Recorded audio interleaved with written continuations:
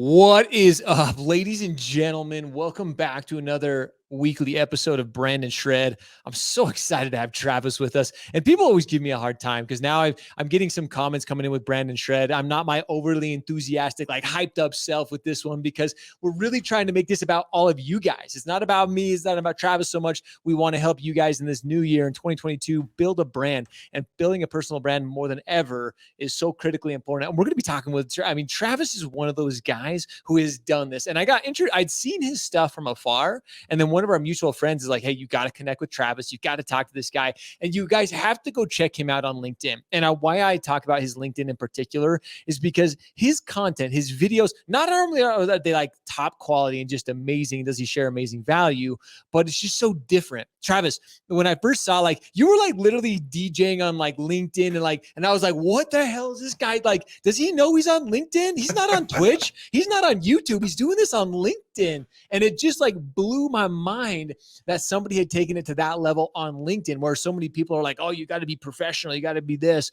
But I get too far ahead of myself. I'm excited to dive into that today. But before we do all that, Travis, tell us a little bit about yourself. You come from a media background. You come from a content background. So tell us a little about yourself. Oh man, finally getting a little better at answering this question. There's been lots of twists and turns along the way. Once upon a time, a large portion of my life was as a music producer.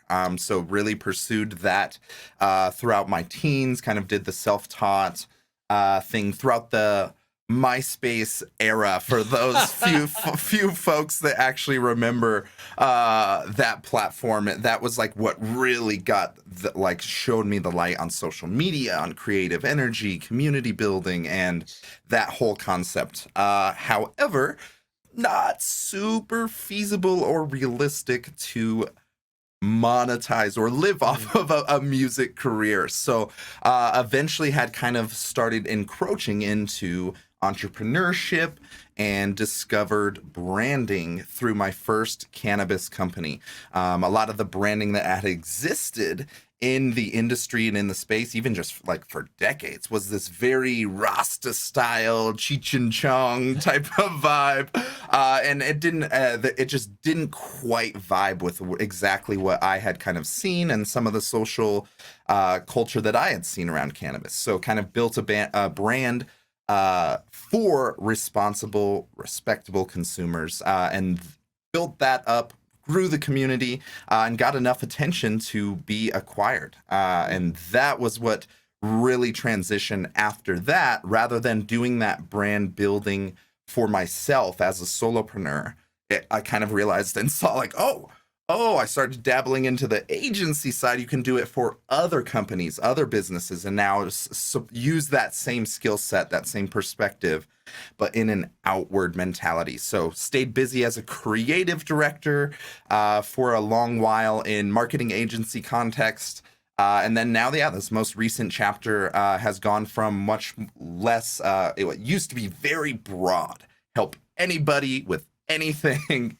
And now I've really focused on a single lane of just doubling down on content marketing, and then leveraging building shows, live streams or podcasts or any type of primary productions that will plug into a content marketing strategy, making it far more effective for the individual or business who's pursuing those goals. So that's been sort of at least the milestone moments throughout my journey, and just super so grateful for the lane I've finally landed in today.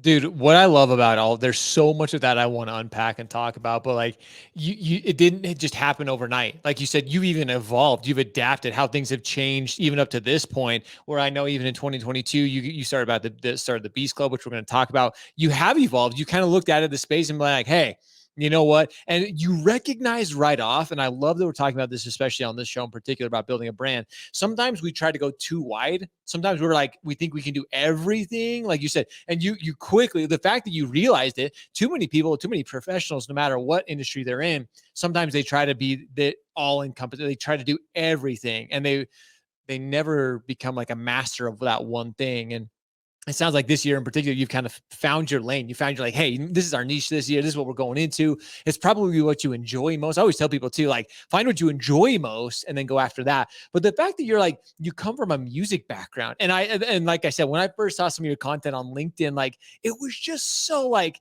it was fun and different. And like, it was you. What I love most is like, you could tell you just were enjoying the hell out of like doing this show on LinkedIn. And like, there was people watching and commenting. It felt like this mini concert, like it really did. And like I said, I'd seen things on Twitch, I'd seen things on YouTube, I'd seen things on other platforms, but LinkedIn, I had to know, like, what was the response when people first started, when you first started putting that out? Did you were you nervous? Did you think because it was a professional platform that people were going to be like, oh my gosh, who the heck is this guy? What, he's creating some rave on LinkedIn? Like, what was the response at first? Oh, it certainly stood out, which is ultimately, I think, the goal with most content. How can you remain authentic, serve your personal and professional goals, and then the key piece, the other side. So many people forget about the person that's sitting on the other side of the screen, and that level of deep empathy was what started leaning more towards the entertainment side. There is more than enough traditional clean interview talking head setups out there that I didn't need to pursue that. And I tested this. I mean, it all started as experimenting. To be completely honest, I didn't have a grand vision or a plan. But I basically had developed a safe space for me to creatively explore. I had developed this show concept called Feel Good Friday. Yeah. Super simple, kind of capture in one line, kind of captures the vibe we're going for.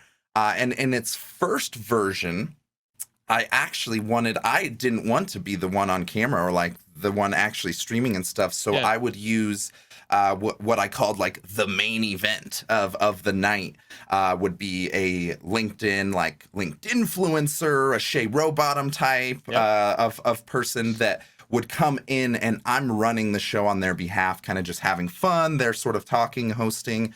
And what I realized was, rather than setting them just starting up, boom, we're live, we're going into the stream right now, what we actually did instead was I kind of wanted to warm up the room a little. I was like, all right, let's have maybe a little happy hour mixer, like a 10, 15, 20 minute, warm up the room, get the vibes going. Started playing music on LinkedIn. And that, what was supposed to be just kind of a warm up the room so that the guest didn't just show up with nobody there. Yeah. Actually became everybody's favorite part of the show, of the season. So when I ended season 1, and everybody was like, yo, it's coming back. What are you doing? Are we doing the music thing again? It was super clear. More people loved the warm-up happy hour than the actual main event I was setting up. So when I went to season 2, I just went all in and said, if this is what the people want, this is what we're gonna give them. And that was the origin of Club Link, which is what I think you stumbled into, where I essentially have a full hour mix that's playing, and I'm actually doing VJing, visualization software type of stuff throughout the stream.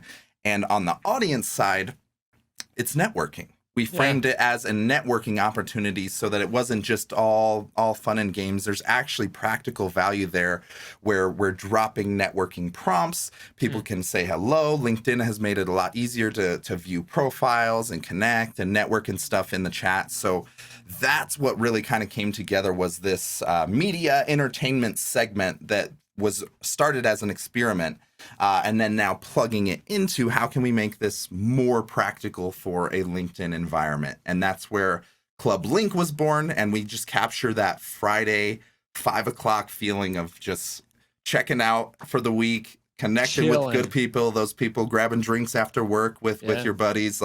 That's very much the vibe we were able to set in a 100% digital environment. Dude, and like that's exactly what I came across. And when I first saw it, I was like, this is awesome. Like it was not only was it like chill and kick back, but like you said, valuable conversations, networking was happening. I connected with some people. I was like, what is like of all the places in the world, like I said, I'm like, this is crazy. And so many people, again, I don't want to be like a dead horse on this, but like LinkedIn in particular, it was like, wait a minute, this is on LinkedIn. So many people, like when I first saw it, I'm like, oh, there's no way.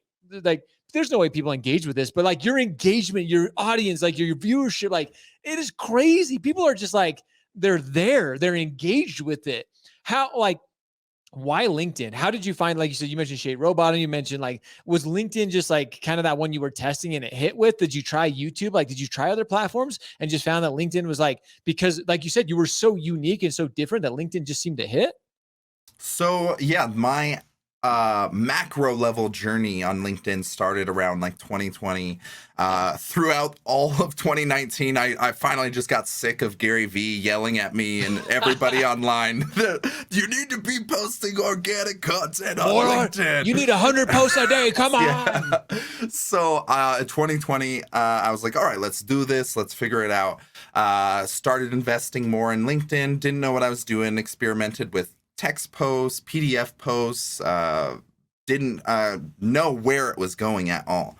And a single catalyst moment actually shifted our entire strategy right during good old March of 2020. So right after I'm like ready and just inspired to get like this LinkedIn thing going, we were like, let's build an event. We need to build relationships out of these actual things. So that was where I kind of thought the value was going to be, was in providing kind of those like LinkedIn local type of vibes. So I was like, let's give it a shot and put together our first event and booked the venue, booked the speakers, got everything set up.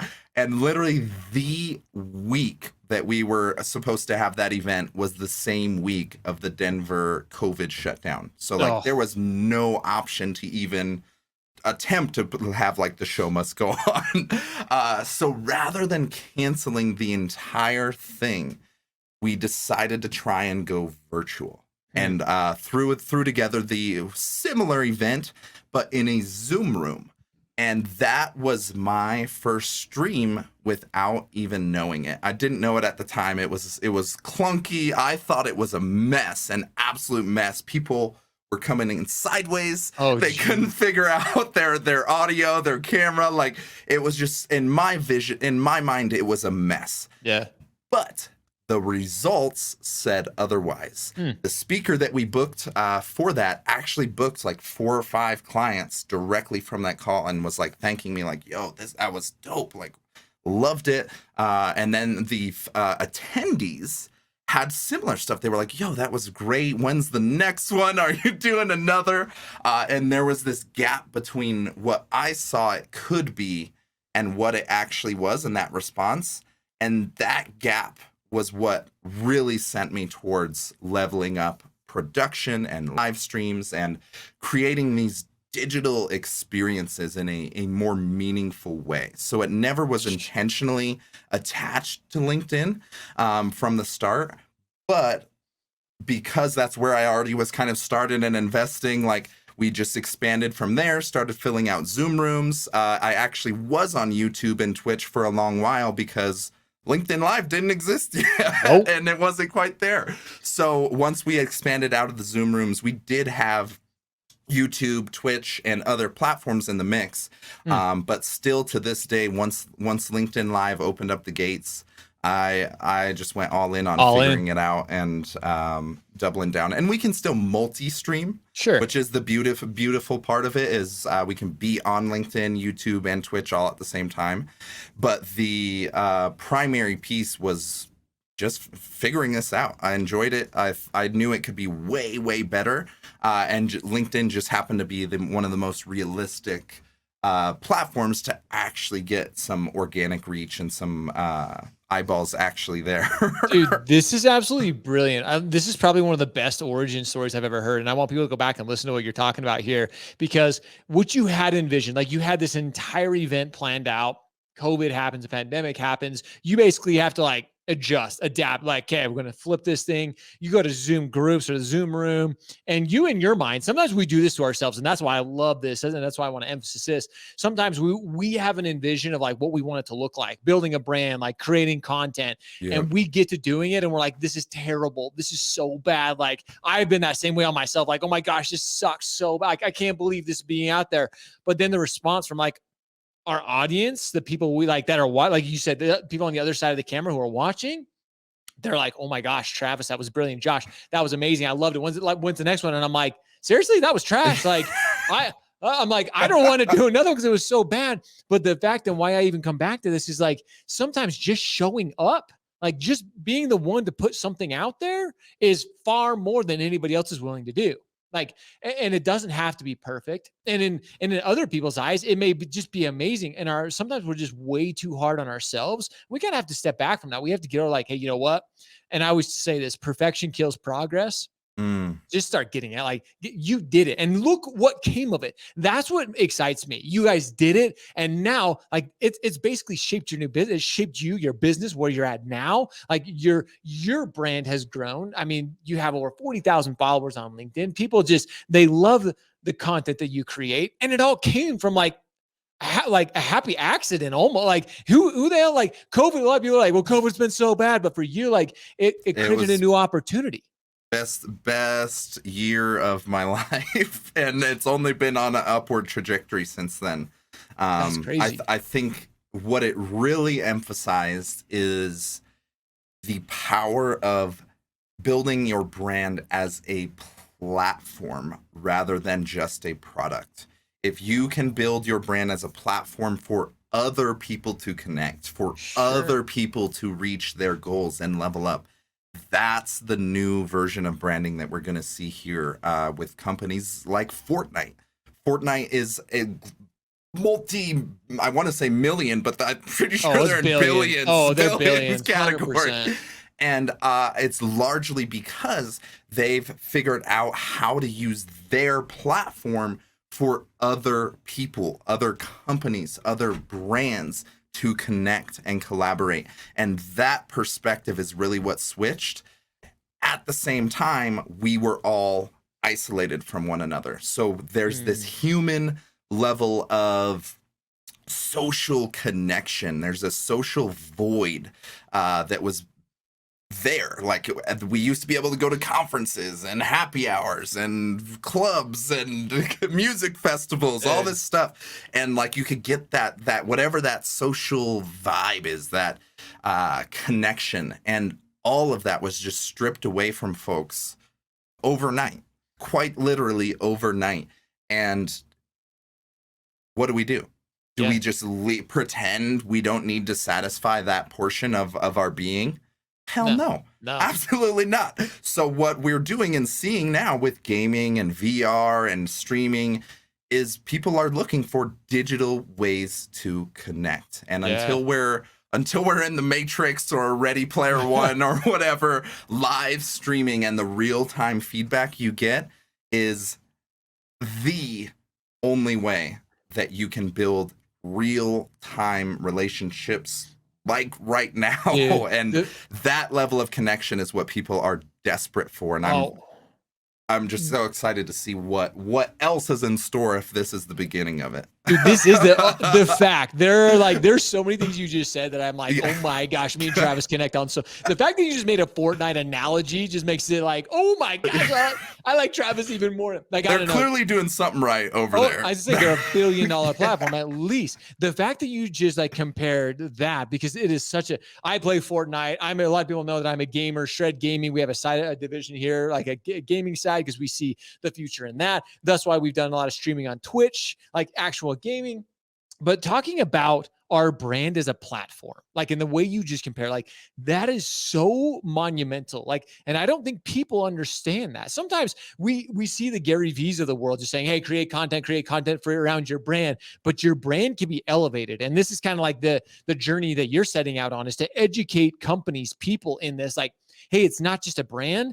your brand is this platform. There's so much more to it. How do people be part of your platform? Like that again, I don't think anybody's talking about that, dude. That's probably one of the first references I've ever heard it. And for me, that like hits the nail on the head. That makes complete sense. What Shred is building, what everybody's doing, what we talk about, what Brand+Shred is all about is helping you build that brand. But really, more than anything, is building a platform. Like, dude, it's going to be a big year. Like, just that in itself, talking about that and sharing that ideal like that and how to accomplish that with companies is absolutely brilliant.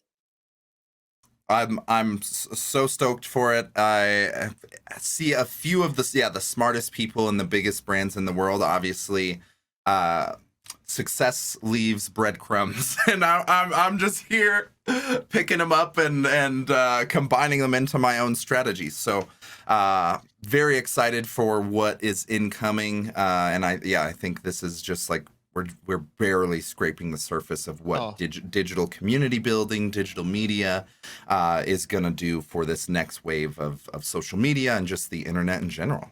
No, 100%. I couldn't agree with you more. This 2022s, we're just starting to scratch the surface. You mentioned the Ready Player One, the virtual worlds. Like, there's so much talk of that. And there's so many people in like the mortgage, real estate, some of the industries I come from up here, like, nah, that's so far away. And they're like, and I do hear Gary Vaynerchuk because I still follow him and I still listen to him. He compares it to the internet age. Like we all remember early 90s, mid 90s when the internet was coming out and the internet buzz and people were saying like, oh no, like that's just a fad. And now this virtual world, blockchain, NFTs, things that are coming out now, like that is going to shape the new world and especially building a brand. And this, like I said, this platform that you referenced, I think that is more relevant than ever for people to really be paying attention, for people to go do the research on. Like, even if you're not interested, you need to be going to do spending 15, 20 hours doing a little bit of due diligence and research on what we're talking about here and what we're referencing, because this will shape the world of building a brand as we know it. And people who are, dude, I don't want to spend time on this, but I just saw Nike. I got an email from Nike on Discord this morning, or a message from Nike.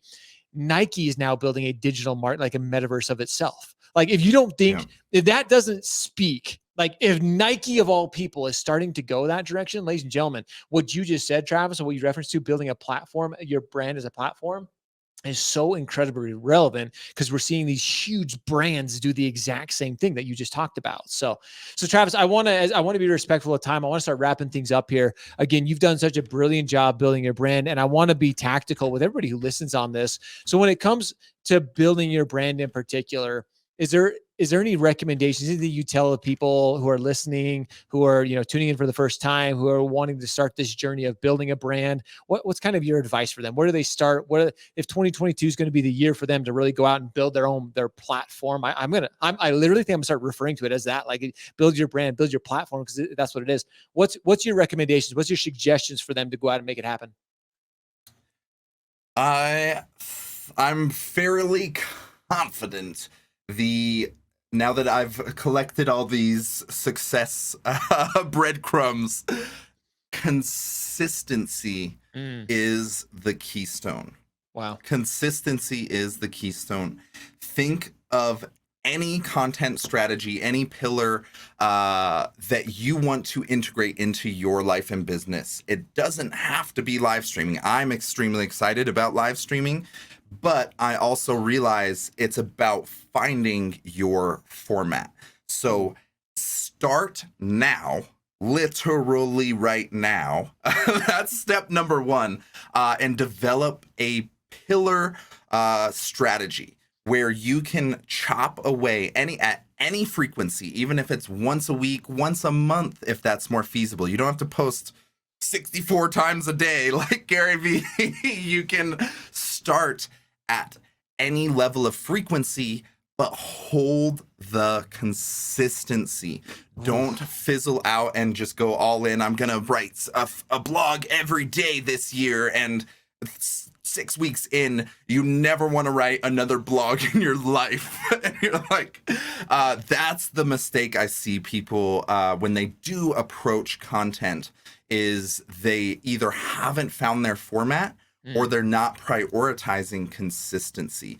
So if you can start now, test the waters of different formats, multimedia, live streaming, recorded video, there's so many options on the palette that you can consider. Find which one resonates with you the most, which one is the best for you to share your message with whom you're trying to reach. They are hanging out there somewhere. Your target clients or the audience you want to serve, they're hanging out there in the digital world, whether you're aware of it or not. You need to find where they're hanging out, use content as a bridge to build those relationships. So there's not going to be a one size fits all. It takes time. It takes experimenting to find your format, but start today and stay consistent. Dude, that was like legit, like, whoo, giving me to like, that was like a mic drop in itself, just because there's so much in that. Guys, go back and listen to those last 2 minutes what Travis is talking about, because this is so critical. Consistency. Like, it's so funny that you say that, and don't edit it. I don't want my team to edit this out. Like, they're like in our chat, they're like, consistency is the keystone. That's the title for this episode. That was perfect. Like, because it really is. Like, I talk about consistency, and so many people find your medium, find your or your format, like you're talking about, whatever that is, it's different. You and I love live streaming. This is something we're good at. We enjoy it. We have fun with it. Like, but not everybody can go, like, not everybody can do it. And like, I've seen people try it and it's just not, it's not their jam, hey, that is absolutely okay. Find what is, and then stay consistent. Because if you try to do live streams, like, so many people are, and I'm sure you've heard this, you're like, oh, I want to be more like you. I want to live stream every single day or every single week. Like, if it's not for you, like you said, in 2-3 months, you're going to be so burned out. You're going to hate it. You're going to come back and say, what Travis and Josh was talking about is bullshit. This is terrible. I hated it. Like, they're liars. Social media sucks. And it's going to be like, whoa, like, you try to be like us. You've got to be you. Whatever makes you tick, find that and really build upon that. So, I mean, this is absolutely brilliant, Travis, and you and I could keep going. And I know we probably have a little more time, but I want to start wrapping things up, because we try to keep this around 30 minutes here. And I love to end in this way. And all of our audience knows that I never share this, because this is like the little surprise I throw at the end. But we like to end every episode with a couple of random questions from Poddex. If you haven't heard of Poddex, This is not sponsored by Poddex. We just are good friends over there. If you need questions for a podcast or a show, or just want something random as hell, go to Poddex and get a couple of decks of these. These are so much fun. So Travis, we've got a couple of we're going to pull some random questions out here. We're going to get some fun answers, get to know you a little bit personally better. So you ready for three questions here? Let's get it. Okay, let's go. First one. Oh my, I couldn't have grabbed a better one. This is good. Because this just fits so perfect. I'm pretty sure, like, these are amazing cards, because every time I draw one, it goes so well with the episode. Okay. What is one surefire way to grab your attention? Ooh. Music or audio. Like what? I am impressed when there is music or audio that's strategically used. I think it's kind of an invisible, so much like video and lighting, like, takes the spotlight in content. Really, just even clean audio quality, maybe, like, coming from like a music producer world, like, I can just appreciate good audio, whether it's like an artistic concept baked into a video and a backing track, or just somebody just that understands the value of audio and little sound designs. They use a swoosh or a bleep every time a new fact pops up on the video, or like those little invisible details happen to catch my attention, just because maybe my ears are tuned for it. But there's another level of respect and attention that I invest when I recognize good audio or strategic audio. Well, you and I are both on that same level, just because you and I know the amount of detail it takes, and like the amount of work to get those little things right, to do editing, to make that happen. You know, it's funny that you say like the swoosh. Our team on our Instagram videos has the shredding, like the sound of a snowboard coming in. And like when we first found that, because I heard Gary V's like his audio. And so we found something. I'm like, oh, that's exactly. So that's interesting coming from the background that you do. That's what makes you tick. Right now, what catches mine is like I don't know what it's just NFTs. If people are talking about NFTs right now, I see NFT, like that catches my attention. I'm just like, oh, I want to, again, we talked about the future. I'm like, if I see something, I'm like, I want to learn more. I want to continue to like learn and engage myself with that. So that's interesting. I like you come from an audio and visual. That totally makes sense. So, okay. Question number 2. Oh wow, this is a kind of a deep one. Would you choose a shorter life and be super rich, or a longer life and be somewhat poor? The latter, 100%. As Longer long as I life. can eat and create, I'm good. That's what you're happy with, huh? Dude, this is a super interesting one because I agree with you. I'd much rather live a longer life, and like I wouldn't say I'm wealthy beyond anybody's expectations or needs. But if my family's happy, if I'm fed and I'm enjoying what I'm doing, hell, I'd much rather have a much longer life than a short, rich life. That kind of seems sad. That almost makes me sad. Like I don't know. Like again, if you choose that shorter, or the first, like no offense, but like I want to live a long life, man. I enjoy what we do, and I know you do as well. So I like that one. Amen. Okay, last question. Oh, this is a fun one. And let's go with 20. Let's go with this last year. What is the best thing to happen to you this last year of 2021? Oh man. My biggest win, I think, is finally being at a level where I can explain what I do for people. That's been like a really long. That sounds so minute now that I'm on the other side of that phrase. Oh, But dude.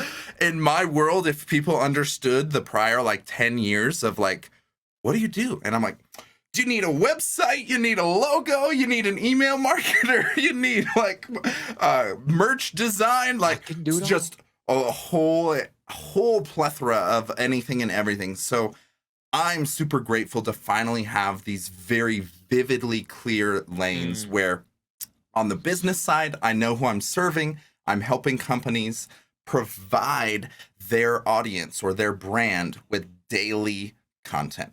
And the way we get to that content is through building a live stream show, a podcast show, or even a web series, and leveraging that into their content strategy. So that on the business side, having that clarity has been huge. And then even better here now at the end of last year, finally got clarity on serving an audience, serving creators. That's been where more of my soul searching long-term vision of wanting to serve artists and creative folks that haven't quite figured out how to connect art and business and integrate that creative energy. We all have creative energy of some sort. It's our job to channel and find our format, find the platforms, find ways to turn that creative energy into something valuable and positive in your life. And that's what I'm doing with Beast Club on the other side. So I got Beast Nodes serving businesses, Beast Club serving creators, and I have never been more grateful to have that level of clarity in my service. Dude, that is brilliant. Like that is probably one of the best things. Like hearing that, it gets me excited for you to find that clarity, to find like to have that win, and just to know like exactly like and things we all know things adapt. As your career basically started, back in 2020 with going down this path, things change, things adapt. But like having that clarity going into this new year, dude, that's so amazing. Like kudos to you. But I would say the best thing that happened to me this last year, like there's a lot of great things, but I would say like my team. And like this isn't my team is listening here, but like having an incredible team that you can rely on, that like everybody knows their place, everybody is working hard, everybody's focused. Like that's probably been the best thing that happened to us. Like our shred team, we just have it dialed in and it's a lot of fun. And like you said, now we get to focus on what we really enjoy and focus on going forward. So Travis, it's been so much fun. For everybody listening, where do they find you? Whether it's on LinkedIn, like where do you want to direct people to come find you and connect with you? Sure. Yeah. LinkedIn is my primary platform at the moment. That's probably the best way to connect on LinkedIn. Travis Lachner, Lachner. Or if you are interested in joining the creator side, the community side of things, go ahead and go to beast.club. And that'll get you set up to get enrolled in our community side, where we've got creative resources and templates and challenges each week that really just gives it a lot more value and reason to this creator's journey. You don't have to go it alone. There's lots of us out here all at different stages. Some are just starting, others have been doing it for years. Dude, that's awesome. sharing that journey, I think, is a huge piece of the puzzle to just stay inspired, stay motivated, seeing other people create on a regular basis. So would love to have anybody that's interested hop over and join the party.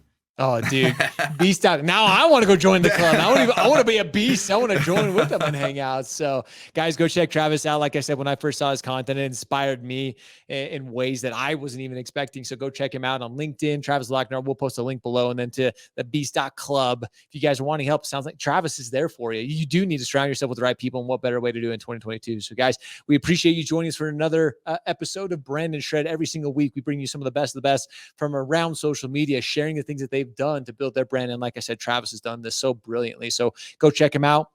Travis, you're absolutely incredible, man. Thank you so much for sharing your time, sharing everything you have. And here's an awesome 2022, brother. Excited. Hey, likewise. Thank you so much. Hey, everybody. Of course, dude. So guys, as always, we appreciate you. We love you. Now it's time for all of you to go shred, go show up, hustle, repeat every day. See ya. And if you did, make sure you hit that subscribe button below so you don't miss a single weekly episode with the incredible guests that we're bringing you to help you build your personal brand.